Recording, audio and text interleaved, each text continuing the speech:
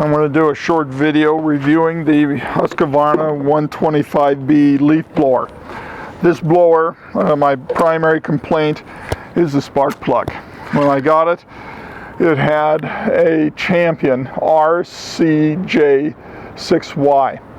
And this Champion plug, I believe, was the cause of all my problems. After the first summer of use, the ignition coil went bad. And so I replaced it, $25. And I thought, oh, it's a bad ignition coil. When I went to shop for ignition coils, I found that they had hundreds and hundreds of sales. So it looked to me like it was just a defective ignition coil. I replaced it. The next summer, the ignition coil went bad again. I now believe it was the spark plug all along, because if an ignition coil goes bad, it's usually a spark plug, and it certainly runs better and starts better now that I have a new plug in it. I went to a compatible NGK model BPMR7A, also number 6703.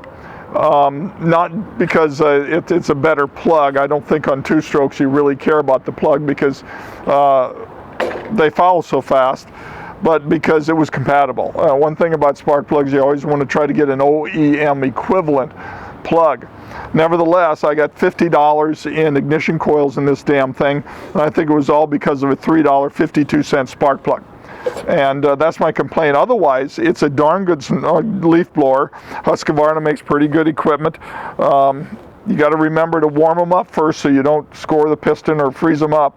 But there's my problem. I believe it was a bad spark plug, and based on the number of sales of ignition coils that I saw on eBay, Amazon, I believe that was 100% of what the problem was. They had a bad batch of Champion spark plugs. Please like and subscribe, and remember, warm up that two-stroke before you use it.